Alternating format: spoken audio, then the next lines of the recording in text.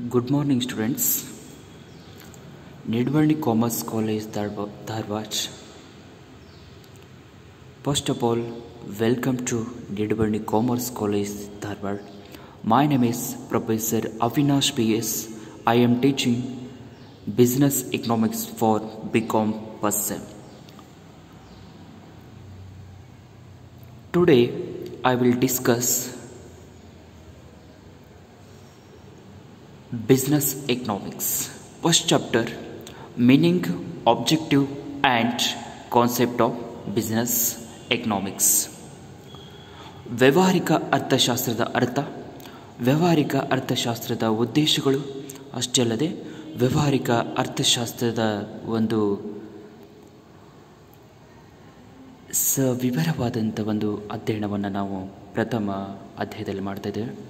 First chapter we discuss the what do you mean by the business economics, concepts of business economics and objectives of the business economics.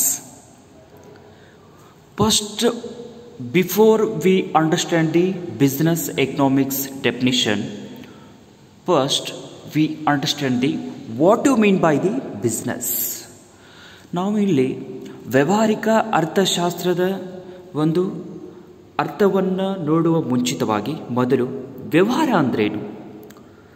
Business means it is the activity of making one is living are making money by producing R buying and selling the products. ವ್ಯವಹಾರ ಅನ್ನುವುದು ಒಂದು ಚಟುವಟಿಕೆ ಆಗಿದ್ದು ಜೀವನವನ್ನು ನಡೆಸಲಿಕ್ಕೆ ಅವಶ್ಯಕವಾಗಿರುವಂಥ ಒಂದು ಹಣವನ್ನು ಸೃಷ್ಟಿ ಮಾಡೋದು. ಅಷ್ಟೇ ಅಲ್ಲದೆ ಹಣವನ್ನು ಇಲ್ಲಿ ಸೃಷ್ಟಿ ಮಾಡೋದಂದ್ರೆ suppose consumer produce the goods are selling the goods in the market. ಒಬ್ಬ ವ್ಯವಹಾರ ಅಂದರೆ ಇದು ಆರ್ಥಿಕ ಚಟುವಟಿಕೆಯಾಗಿದ್ದು ಜೀವನವನ್ನು ಸೃಷ್ಟಿಸಲಿಕ್ಕೆ ಅಥವಾ ಹಣವನ್ನು ಸೃಷ್ಟಿಸಲಿಕ್ಕೆ ನಾವೇನು ಮಾಡ್ತೀವಿ ಅಂದರೆ ಉತ್ಪಾದನೆಯಾಗಿರ್ಬೋದು ಅಥವಾ ವಸ್ತುಗಳನ್ನು ಮಾರಾಟ ಮಾಡುವಂಥ ಒಂದು ಪ್ರಕ್ರಿಯೆಗೆ ನಾವು ಇಲ್ಲೇನಂತಂದರೆ ವ್ಯವಹಾರ ಅಂತ ಕರೀತಾ ಇದ್ದೇವೆ. Business means it is the activity of making one is a living are making money by producing R buying and selling the products. ವ್ಯವಹಾರ ಅನ್ನುವುದು ಒಂದು ಆರ್ಥಿಕ ಚಟುವಟಿಕೆ ಆಗಿದ್ದು ಉತ್ಪಾದನೆ, ಕೊಂಡುಕೊಳ್ಳುವಿಕೆ ಮತ್ತು ಉತ್ಪನ್ನಗಳ ಮಾರಾಟ ಮಾಡಿ ಜೀವನವನ್ನು ಸಾಗಿಸಲಿಕ್ಕೆ ಹಣವನ್ನು ನಾವು ಇಲ್ಲಿ ಮಾಡ್ತೀವಿ ಗಳಿಸುವಂಥ ಒಂದು ಪ್ರಕ್ರಿಯೆಗೆ ನಾವು ಇಲ್ಲಿ ಅಂತಂದರೆ ವ್ಯವಹಾರ ಅಂತ ಕರೀತಾ ಇದ್ದೇವೆ. Next concept, what you mean by economics. Economics word is came from the Greek word oikos and nomos. ಅರ್ಥಶಾಸ್ತ್ರ ಎಂಬ ಪದವು ಗ್ರೀಕ್ ಭಾಷೆಯ ಐಕೋಸ್ ಮತ್ತು ನೋಮೋಸ್ ಎಂಬ ಪದದಿಂದ ಬಂದಿದೆ. ಐಕೋಸ್ ಇಲ್ಲಿ ಏನಾಗ್ತದೆ, oikos nothing but the home, nomos nothing but the management. ಅಂದರೆ ಇಲ್ಲಿ ಏನಾಗ್ತದೆ ಅಂದರೆ ಅರ್ಥಶಾಸ್ತ್ರ ಅಂದರೆ ಮನೆಯನ್ನು ನಿರ್ವಹಣೆ ಮಾಡೋದು ಅಂತ ಅರ್ಥ ಆಗ್ತದೆ, ಹೌದಾ? ಅದಕ್ಕಾಗಿ next, what you mean by the economics. ಅರ್ಥಶಾಸ್ತ್ರ ಎಂದರೇನು? Economics it is the branch of the social science deals or concerned with the production, consumption and transfer of wealth. Or economics, it is the branch of the social science which deals with the how to human fulfill his unlimited wants with the limited resources. ಅರ್ಥಶಾಸ್ತ್ರ ಎಂದರೆ ಇದು ಸಮಾಜ ವಿಜ್ಞಾನದ ಒಂದು ಮುಖ್ಯ ಶಾಖೆಯಾಗಿದ್ದು ಉತ್ಪಾದನೆ, ಅನುಭೋಗ, ಅಷ್ಟೇ ಅಲ್ಲದೆ ಸಂಪತ್ತಿನ ಬಗ್ಗೆ ಅಧ್ಯಯನ ಮಾಡುವಂಥ ಒಂದು ಶಾಸ್ತ್ರಕ್ಕೆ ನಾವು ಇಲ್ಲಿ ಎಂದು ಕರಿತೀವಿ ಅರ್ಥಶಾಸ್ತ್ರ ಅಂತ ಕರಿತೇವೆ. ಅಷ್ಟೇ ಅಲ್ಲದೆ ಅರ್ಥಶಾಸ್ತ್ರ ಎಂದರೆ ಮಾನವನು ತನ್ನ ಅಪರಿಮಿತವಾದಂಥ ಬಯಕೆಗಳನ್ನು ಈಡೇರಿಸಿಕೊಳ್ಳಲು ಹೇಗೆ ಪರಿಮಿತವಾದಂಥ ಸಂಪನ್ಮೂಲಗಳನ್ನು ಬಳಸಿಕೊಳ್ಬೇಕು ಅನ್ನೋದನ್ನು ತಿಳಿಸುವಂಥ ಶಾಸ್ತ್ರವು ಕೂಡ ಏನದಂದರೆ ಅರ್ಥಶಾಸ್ತ್ರ ಅಂತ ಕರಿತೇವೆ. Business economics, it is the special branch of economics evolved to bridge the gap between the abstract theory and the business practice. Yes, exactly. Because if a person starting the businesses, he must and should apply the economic concept as well as the theory. Because without adopt the economics theory and concept, he can't get more profit with less investment. ಇಲ್ಲಿ ಒಬ್ಬ ವ್ಯಕ್ತಿಗೆ ಏನಾಗ್ತದೆ ಅಂದರೆ ಆರ್ಥಿಕತೆಯ ಒಂದು ಸಿದ್ಧಾಂತಗಳಾಗಿರ್ಬೋದು, ಆರ್ಥಿಕತೆಯ ಒಂದು ಕಲ್ಪನೆಗಳು ಆ ವ್ಯಕ್ತಿಗೆ ಏನಾಗ್ತದೆ ಅಂದರೆ ಸೇತುವೆ ಇದ್ದ ಹಾಗೆ. ಇಲ್ಲಿ ವ್ಯವಹಾರ ಮಾಡುವಂಥ ವ್ಯಕ್ತಿಗೆ ಸೇತುವೆ ಇದ್ದ ಹಾಗೆ. ಯಾಕೆಂದರೆ ವ್ಯವಹಾರ ಮಾಡ್ತಾ ಇದ್ದೇವೆ ಅಂದ್ರಲ್ಲಿ ಏನಾಗ್ತದೆ ಅಂದರೆ ಕಡಿಮೆ ಖರ್ಚನ್ನು ಹಾಕಿ ಹೆಚ್ಚಿನವಾದಂಥ ಒಂದು ಲಾಭವನ್ನು ಪಡೆಯುವಂಥ ಪ್ರಕ್ರಿಯೆನೇ ಹೌದು. ಇಲ್ಲಿ ಕೆಲವೊಂದಿಷ್ಟು ಟೈಮ್ದಲ್ಲಿ ಏನಾಗ್ತದೆ ಅಂದರೆ ವ್ಯವಹಾರ ಮಾಡುವಂಥ ಉದ್ಯಮಿದಾರನ ಏನು ಮಾಡ್ತಾನೆ ಅಂದರೆ ಅಲ್ಲಿ ಸಮ್ಟೈಮ್ಸ್ ಹೆಚ್ಚಿಗೆ ವೆಚ್ಚವನ್ನು ಹಾಕಿ ಕಡಿಮೆ ಲಾಭವನ್ನು ಇಲ್ಲಿ ಪಡ್ಕೊಂತಾರೆ. ಯಾಕಂದರೆ ಆ ಟೈಮ್ದಲ್ಲಿ ಏನು ಮಾಡ್ತಾರೆ, ಯಾವುದೇ ರೀತಿಯಂಥ ಆರ್ಥಿಕ ಸಿದ್ಧಾಂತಗಳು ಮತ್ತು ಕಲ್ಪನೆಯನ್ನು ಅಳವಡಿಸಿಕೊಳ್ಳೋದಕ್ಕಾಗಿ ಏನಾಗ್ತದೆ ಅಂದರೆ ಅವನು ಬಿಸ್ನೆಸ್ನಲ್ಲಿ ಏನು ಮಾಡ್ತಾನೆ ಅಂದರೆ ಲಾಸನ್ನು ಅನುಭವಿಸ್ತಾರೆ. That's why we must and should adopt the economic concept as well as theory in the proper way. ಸರಿಯಾದಂಥ ಹಾದಿಯಲ್ಲಿ ನಾವು ವ್ಯವಹಾರದಲ್ಲಿ ಏನಾದರೂ ಅರ್ಥಶಾಸ್ತ್ರದ ಒಂದು ಸಿದ್ಧಾಂತಗಳನ್ನು ಊಹೆಗಳನ್ನು ಅಳವಡಿಸಿಕೊಂಡಿದ್ದಾದರೆ ಆಟೋಮೆಟಿಕ್ಲಿ ಅಲ್ಲಿ ಏನು ಮಾಡ್ತಾನಂದರೆ ಉದ್ಯಮಿದಾರ ಲಾಭವನ್ನು ಗಳಿಸಲಿಕ್ಕೆ ಏನು ಮಾಡ್ತಾನಂದರೆ ಸಮರ್ಥನಾಗ್ತಿರ್ತಾನೆ. And it deals with the use of the economic concept and principles for decision making in a business organization. Yes, exactly. If suppose in the business organization we must and should take any decision. If suppose sometimes in the time of the corona we are not able to get the normal profit. ನಾವೀಗ ಏನು ಮಾಡ್ತೇವೆ ಅಂದರೆ ಇಲ್ಲಿ ಒಂದು ಕೊರೋನಾದಂಥ ಸಂದರ್ಭದಲ್ಲಿ ಆರ್ಥಿಕತೆ ಕುಗ್ಗಿ ಹೋದಾಗ ಏನಾಗ್ತದೆ ಅಂದರೆ ಈ ಸಮಯದಲ್ಲಿ ನಾವು ಸಾಮಾನ್ಯ ಲಾಭವನ್ನು ತಗೊಳ್ಳೋಕ್ಕೆ ಕೂಡ ಸಾಧ್ಯ ಆಗೋದಿಲ್ಲ. ಅದಕ್ಕಾಗಿ ಇಲ್ಲಿ ಏನಾಗ್ತದೆ ಅಂದರೆ ಇಪ್ಪ entrepreneur or businessman decide to which type of the product demand in the market. ಯಾವ ವಸ್ತುಗಳಿಗೆ ಡಿಮಾಂಡ್ ಇದ್ದಾವೆ, ಮಾರುಕಟ್ಟೆಗಳನ್ನ ಅದರ ಅನುಗುಣವಾಗಿ ನಾವು ಮಾರಬೇಕು. And which type of the economic concept is most very suitable for the products. ಆ ಒಂದು ವಸ್ತುಗಳ ಉತ್ಪಾದನೆ ಮಾಡಲಿಕ್ಕೆ ನಮಗೆ ಯಾವ ರೀತಿಯಾಗಿ ಇಲ್ಲಿ ಒಂದು ಮಾರುಕಟ್ಟೆಯಲ್ಲಿ ಒಂದು ಸಿದ್ಧಾಂತ ಅಪ್ಲೈ ಆಗ್ತದೆ. ಸಪೋಸ್ ಇಲ್ಲಿ ಏನಾಗ್ತದೆ ಅಂದರೆ ಮಾರುಕಟ್ಟೆಯಲ್ಲಿ ಏನಾಗ್ತದೆ, ಸಪ್ಲೈ ಹೆಚ್ಚಿಗೆ ಇದೆ. ಸಪ್ಲೈ ಇದ್ದಾಗ ಏನಾಗ್ತದೆ, ಆಟೋಮೆಟಿಕ್ಲಿ ಡಿಮಾಂಡ್ ಕೂಡ ಏನಾಗ್ತದೆ ಅಲ್ಲಿ ಹೆಚ್ಚಿಗೆ ಆಗಿರ್ತದೆ. ಹೌದಾ? Suppose in the some of the time ಕೆಲವೊಂದಿಷ್ಟು ಕಠಿಣ ಸಂದರ್ಭದಲ್ಲಿ ಏನಾಗ್ತದೆ ಅಂದರೆ ಆ ಟೈಮ್ದಲ್ಲಿ ಏನಾಗ್ತದೆ ಅಂದರೆ ಬೇಡಿಕೆ ಸಪ್ಲೈ ಹೆಚ್ಚಿಗಿದ್ರೂ ಕೂಡ ಬೇಡಿಕೆ ಕಡಿಮೆ ಇರ್ತದೆ. Because in the time of the 1930 economic great depression in our country. ಇಡೀ ನಮ್ಮ ದೇಶದಲ್ಲೇ ಏನಾಯ್ತು ಅಂದರೆ 1930ರಲ್ಲಿ ಆರ್ಥಿಕ ಮಹಾಕುಸಿತ ಆಯಿತು. ಅಲ್ಲಿ ಆರ್ಥಿಕ why the economic depression created because of the if the goods are producing increasing but the nobody can purchasing that goods. ಇಲ್ಲಿ ಏನಾಯ್ತು ಅಂದರೆ ಆ ಟೈಮ್ದಲ್ಲಿ ವಸ್ತುಗಳ ಉತ್ಪಾದನೆ ಹೆಚ್ಚಿಗೆ ಆಗ್ತಾ ಇದೆ, ಬಟ್ ಅದೇ ವಸ್ತುಗಳನ್ನು ಕೊಂಡುಕೊಳ್ಳೋರು ಯಾರೂ ಇಲ್ಲ. ಅದಕ್ಕಾಗಿ ಆಟೋಮೆಟಿಕ್ಲಿ ಏನಾಯ್ತು ಅಂದರೆ ಅಲ್ಲಿ ಗ್ರೇಟ್ ಡಿಪ್ರೆಷನ್, ಆರ್ಥಿಕತೆಯ ಮಹಾಕುಸಿತ. ಅಲ್ಲಿ economic depression it is created the so many problems. ಅಲ್ಲಿ ಆರ್ಥಿಕ ಮಹಾಕುಸಿತವು ಕೂಡ ಏನಾಯ್ತಂದರೆ ಹೆಚ್ಚಿನವಾದಂಥ ಸಮಸ್ಯೆಗಳನ್ನು ಕ್ರಿಯೇಟ್ ಮಾಡಿತು.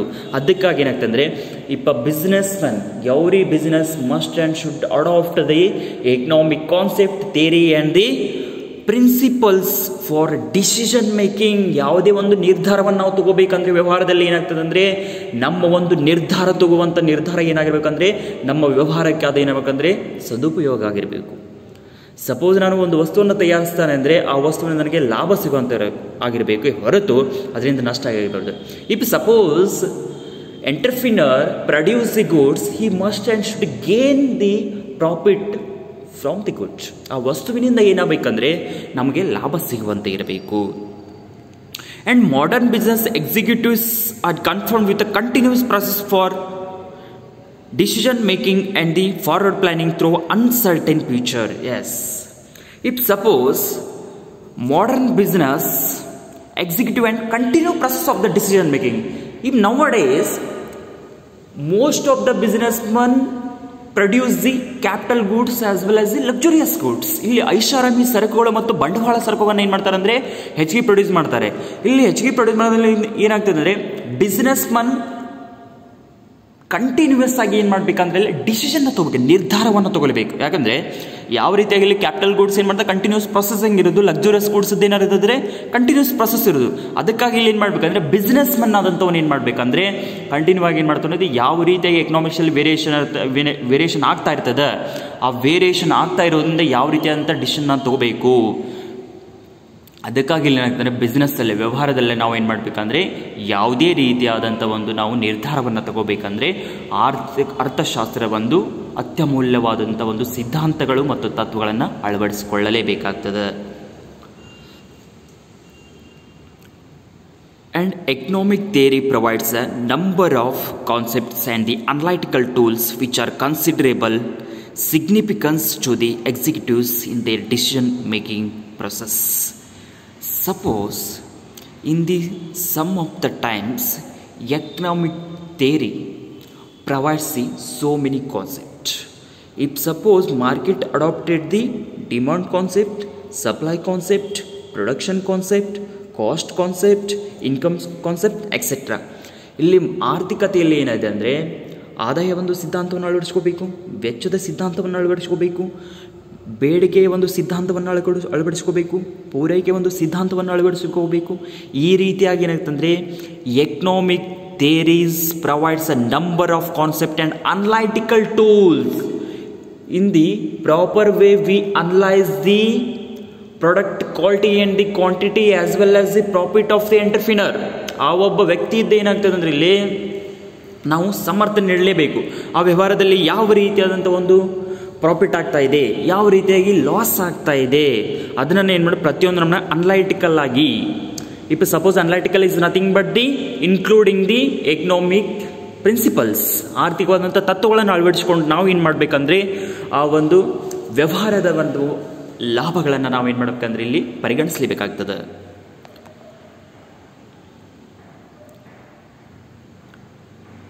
But this does not mean that economic provides answer for all the problems faced by a firm or a business unit. Yes, exactly. But in the some of the times, economics theory not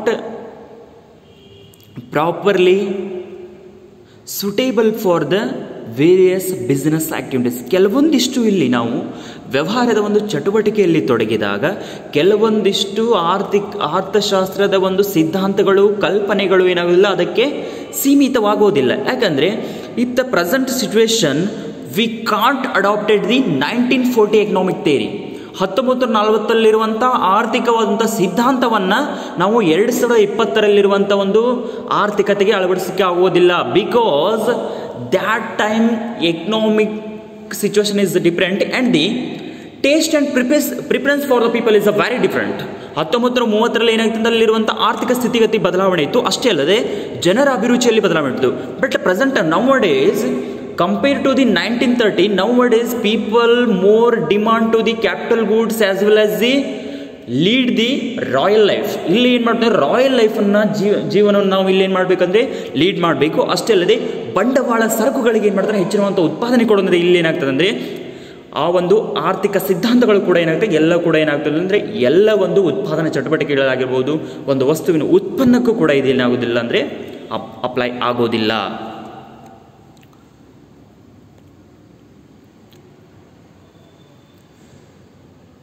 And in practice, many more skills are to be developed in solving the variety of problems faced by the firm. Yes, in the some of the time, producer facing the some of the problems from the product. Some of the times, product price very high and product quality is very low. ಅಲ್ಲಿ ಏನಾಗ್ತದೆ ಅಂದರೆ ಒಂದು ವಸ್ತುವಿನ ಉತ್ಪಾದನೆಯಲ್ಲಿ ಏನಾಗ್ತದೆ ಅಂದರೆ ಆ ವಸ್ತುವಿನ ಒಂದು ಕ್ವಾಲಿಟಿಯಲ್ಲಿ ಏನಾಗೋದು ಅಂದರೆ ಕಡಿಮೆ ಇರ್ತದೆ, ಬಟ್ ಅದರ ವಸ್ತುವಿನ ಬೆಲೆ ಇರ್ತದೆ ಹೆಚ್ಚಿಗೆ ಇರ್ತದೆ. That time also the facing the lot of the problems for business man. ಇಲ್ಲಿ ವ್ಯವಹಾರ ಮಾಡುವಂಥ ವ್ಯಕ್ತಿನೂ ಕೂಡ ಏನು ಮಾಡ್ಬೇಕಂದ್ರೆ ಹೆಚ್ಚಿಗೆ ಏನು ಮಾಡ್ತಾನೆ ಅಂದರೆ ಸಫರ್ ಆಗ್ತಾನೆ. Suppose if a product quality is very low and price is high, nobody can buy that goods. ಆ ವಸ್ತುವನ್ನು ಯಾರು ಕೊಂಡ್ಕೊಳ್ಳಿಕ್ಕೆ ಬರೋದಿಲ್ಲ. ಆ ವಸ್ತುವಿನ ಗುಣಮಟ್ಟ ಕಡಿಮೆ ಇದೆ, ಆ ವಸ್ತುವಿನ ಬೆಲೆ ಹೆಚ್ಚಿಗೆ ಇದೆ ಅಂದರೆ ಆ ಟೈಮ್ದಲ್ಲಿ ಏನು ಮಾಡೋದಿಲ್ಲ ಅಂದರೆ ಯಾರು ಕೊಂಡ್ಕೊಳ್ಳಿಕ್ಕೆ ಬರೋದಿಲ್ಲ. That's why entrepreneur also facing the problems and he can also able to give answer to the buyer. ಅವನು ಏನು ಮಾಡ್ಬೇಕಂದ್ರೆ ಅನುಭೋಗಿದಾರನು ಕೂಡ ಏನು ಮಾಡ್ಬೇಕಂದ್ರೆ ಉತ್ತರವನ್ನು ಕೊಡುವಂತ ಶಕ್ತಿ ಬೇಕು. ಯಾಕಂದ್ರೆ if suppose entrepreneur distribute his goods to the shops or the market. ಇಲ್ಲಿ ಏನು ಮಾಡ್ತಾನಂದ್ರೆ ಒಬ್ಬ ವ್ಯವಹಾರವನ್ನು ಮಾಡುವಂಥ ವ್ಯಕ್ತಿ ಅಥವಾ ಉದ್ಯಮಿದಾರ ಏನು ಮಾಡ್ತಾನಂದ್ರೆ ತನ್ನ ವಸ್ತುಗಳನ್ನು ಏನು ಮಾಡ್ತಾನಂದ್ರೆ ಯಾವುದೇ ರೀತಿಯಿಂದ ಅಂಗಡಿಗೆ ಆಗಿರ್ಬೋದು ಮಾರುಕಟ್ಟೆಯಲ್ಲಿ ಏನು ಮಾಡ್ತಾನಂದ್ರೆ ಅವುಗಳನ್ನು ಕೊಡ್ತಾನೆ. ಅಲ್ಲಿ ಮಾರಾಟಗಾರರಿಗೆ ಏನು ಮಾಡ್ತಾನಂದ್ರೆ ಕೆಲವೊಂದು ರೀತಿಯಾದಂಥ ಒಂದು ಪ್ರಶ್ನೆಗಳು ಉದ್ಭವಿಸ್ತವೆ. If suppose consumer asking this item quality is very low, why decided more price. ಆ ಒಂದು ವಸ್ತುವಿನ ಗುಣಮಟ್ಟದಿಂದ ಕಡಿಮೆ ಅದ, ಅದಕ್ಕೆ ಬೆಲೆಯನ್ನು ಯಾಕೆ ಹೆಚ್ಚಿಗೆ ನೀಡಿದ್ದಾರೆ? ಅಲ್ಲಿ ಏನು ಮಾಡಬೇಕಂದ್ರೆ ಮಾರಾಟಗಾರನು ಕೂಡ ಏನು ಮಾಡ್ತಾರೆ ಉತ್ತರ ಕೊಡಲಿಕ್ಕೆ ಸಿದ್ಧನಾಗಿರಬೇಕು.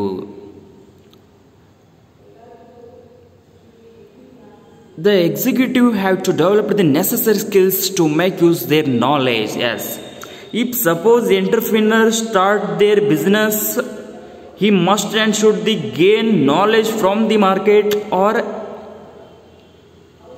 he must and should study the market situation. ಒಬ್ಬ ಇಲ್ಲಿ ಉದ್ಯಮಿದಾರರು ಏನು ಮಾಡಬೇಕಂದ್ರೆ ಯಾವುದೇ ರೀತಿಯಾದಂಥ ಒಂದು ವಸ್ತುಗಳನ್ನು ತಯಾರಿಸಬೇಕಂದ್ರೆ ಅದರಲ್ಲಿ ತನ್ನ ಕೌಶಲ್ಯವನ್ನು ಉಪಯೋಗಿಸಬೇಕು. Must and should necessary skill for produce the products. ಒಂದು ವಸ್ತುವನ್ನು ತಯಾರಿಸಲಿಕ್ಕೆ ಏನು ಮಾಡಬೇಕಂದ್ರೆ ಅವನು ತನ್ನದೇ ಆದಂಥ ಕೌಶಲ್ಯವನ್ನು ಹೊಂದಿರಬೇಕು. ಅಷ್ಟೇ ಅಲ್ಲದೆ ಅವನು ಆ ಒಂದು ವ್ಯವಹಾರದ ಬಗ್ಗೆ ಆಗಿರ್ಬೋದು, ಆರ್ಥಿಕ ಸಿದ್ಧಾಂತಗಳ ಬಗ್ಗೆ ಏನಾಗಿರ್ಬೇಕಂದ್ರೆ ಜ್ಞಾನವನ್ನು ಹೊಂದಿರಬೇಕು. If a producer must and should having the more skills and the updated his knowledge.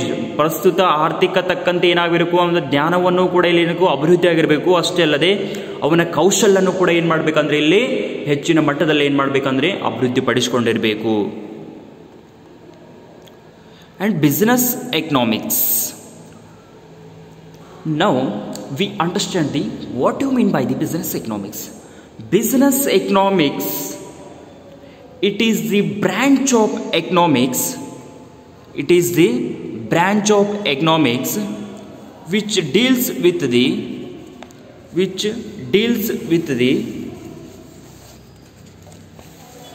business economics.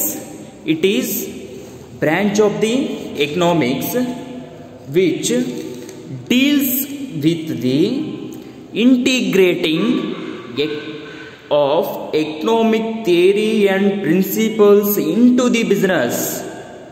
One second, repeat. Business economics means it is the branch of economics integrating of economic theory and principles into the business. ವ್ಯವಹಾರಿಕ ಅರ್ಥಶಾಸ್ತ್ರ ಎಂದರೆ ವ್ಯವಹಾರಕ್ಕೆ ಸಂಬಂಧಿಸಿದಂತೆ ತೀರ್ಮಾನಗಳನ್ನು ಕೈಗೊಳ್ಳುವ ಹಾಗೂ ವ್ಯವಹಾರದಲ್ಲಿ ಏನು ಮಾಡಬೇಕಂದ್ರೆ ಆರ್ಥಿಕವಾದಂಥ ಸಿದ್ಧಾಂತಗಳನ್ನು ತತ್ವಗಳನ್ನು ಅಳವಡಿಸಿಕೊಳ್ಳುವಂಥ ಒಂದು ಶಾಸ್ತ್ರಕ್ಕೆ ನಾವೇನು ಕರಿತೇವೆ ವ್ಯವಹಾರಿಕ ಅರ್ಥಶಾಸ್ತ್ರ ಅಂತ ಕರಿತೇವೆ. ವ್ಯವಹಾರಿಕ ಅರ್ಥಶಾಸ್ತ್ರ ಎಂಬುದು ವ್ಯವಹಾರಕ್ಕೆ ಸಂಬಂಧಿಸಿದ್ದು ವ್ಯವಹಾರಕ್ಕೆ ಪೂರಕವಾದಂಥ ವಸ್ತುಗಳ ಒಂದು ಉತ್ಪಾದನೆಯಾಗಿರಬಹುದು ಅಥವಾ ಅಲ್ಲಿ ಯಾವುದೇ ರೀತಿಯಾದಂಥ ಒಂದು ಮುಖ್ಯ ನಿರ್ಣಯನ ಕೈಗೊಳ್ಳಲಿಕ್ಕೆ ಸಹಾಯವಾಗುವಂಥ ಅರ್ಥಶಾಸ್ತ್ರದ ತತ್ವಗಳು ಮತ್ತು ಸಿದ್ಧಾಂತಗಳನ್ನು ನಾವೇನು ಕರಿತೇವೆ ಅಂದರೆ ಸಿದ್ಧಾಂತಗಳ ಒಂದು ಅಧ್ಯಯನ ಮಾಡುವಂಥ ಶಾಸ್ತ್ರಕ್ಕೆ ನಾವೇನು ಕರಿತೇವೆ ಅಂದರೆ ವ್ಯವಹಾರಿಕ ಅರ್ಥಶಾಸ್ತ್ರ ಅಂತ ಕರಿತೇವೆ. ಈ some of the time businessman facing the lot of the problems. If suppose he can't adopt the economic theories and principle, that time businessman facing the lot of the problems. Sometimes he faces the financial decision. He can't properly taking decision in the financial sector. ಅವನು ಹಣಕಾಸಿನ ವಿಚಾರದಲ್ಲಿ ಏನು ಮಾಡ್ತಾನಂದ್ರೆ ಸರಿಯಾದ ರೀತಿಯಾದಂಥ ಒಂದು ನಿರ್ಧಾರವನ್ನು ಕೈಗೊಳ್ಳಿಲ್ಲ ಅಂದ್ರೆ ಏನಾಗ್ತದೆ ಅಂದರೆ ವ್ಯವಹಾರದಲ್ಲಿ ಕೂಡ ಏನಾಗ್ತದೆ ಲಾಸ್ ಆಗ್ತದೆ. ಹೌದಾ? That's why businessman facing the problem in the time of the financial decision. Y?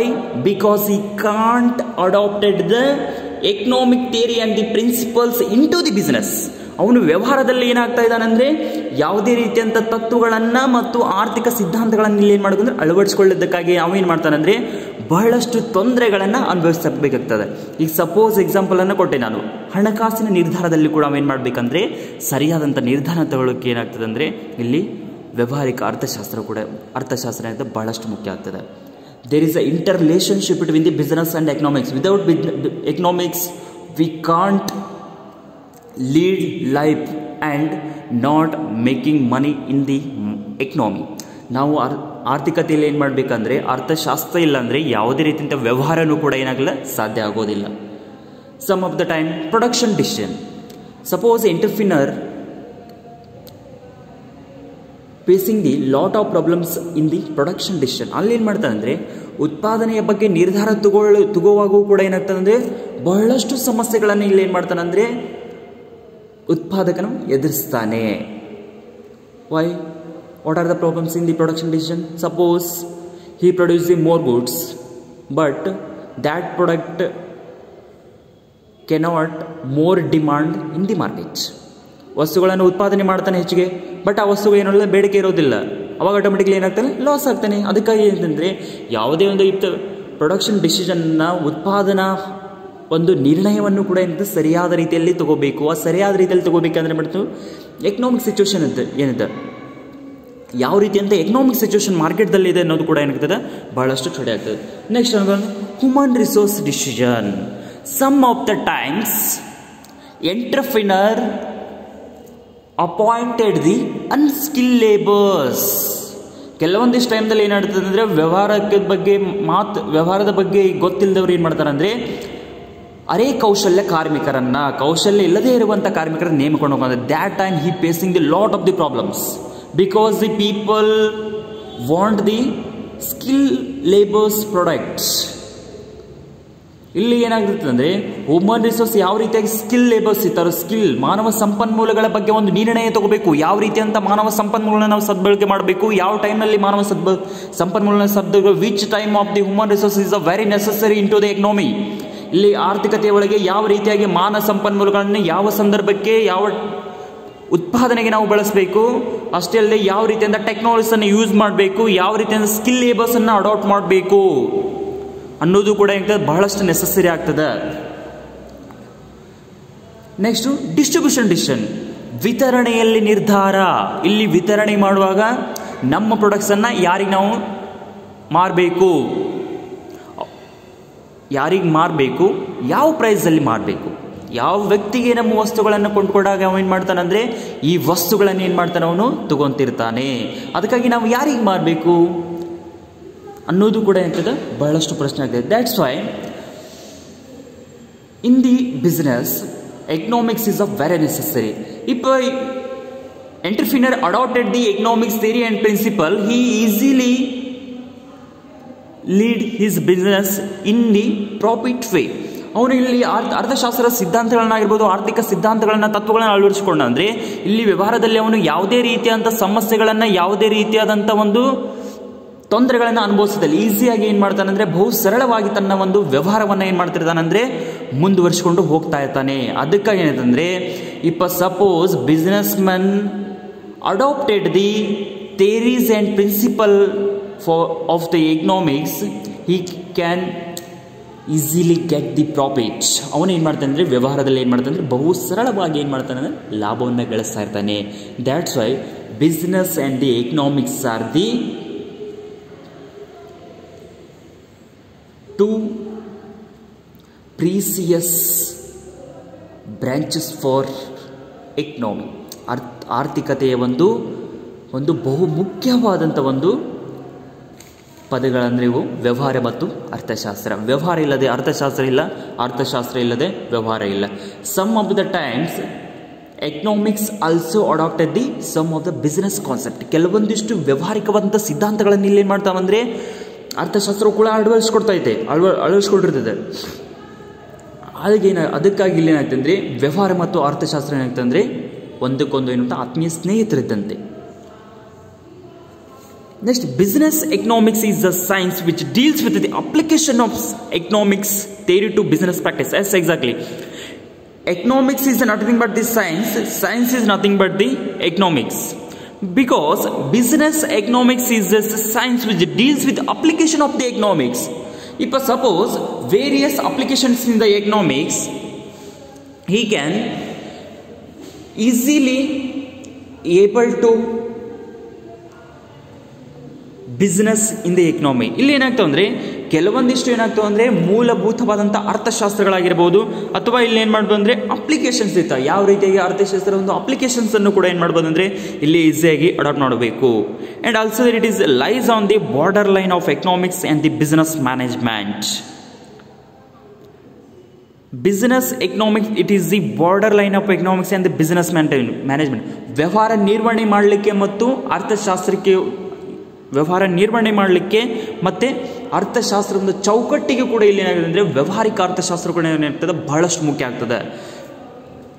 ಅದಕ್ಕಾಗಿ ಇಲ್ಲಿ ಏನಾಗ್ತದೆ ಅಂದರೆ ಬಿಸ್ನೆಸ್ ಮೆನ್ಸ್ ಏನು ಮಾಡ್ತಾರೆ, businessmen suppose businessmen started his business, he can properly gain knowledge from the economic theory and the principle.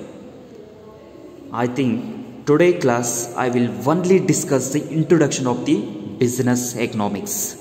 Next class we discuss the definitions of economics. Various economists given the business economics meaning in different opinion. ಇಲ್ಲಿ ಅರ್ಥಶಾಸ್ತ್ರದ್ದು ಕೂಡ ಏನು ಮಾಡ್ತಾರೆ ಅಂದರೆ ತಮ್ಮದೇ ಆದಂಥ ರೀತಿಯಲ್ಲಿ ವ್ಯವಹಾರಿಕ ಅರ್ಥಶಾಸ್ತ್ರವನ್ನು ಇಲ್ಲಿ ಅದಕ್ಕೆ ಒಂದು ವಾಕ್ಯವನ್ನು ನೀಡಿದ್ದಾರೆ. ಆ ವಾಕ್ಯವನ್ನು ನಾವೇನು ಮಾಡೋಣ ಅಂದರೆ ಮುಂದಿನ ಕ್ಲಾಸಲ್ಲಿ ಅಭ್ಯಾಸವನ್ನು ಮಾಡೋಣ.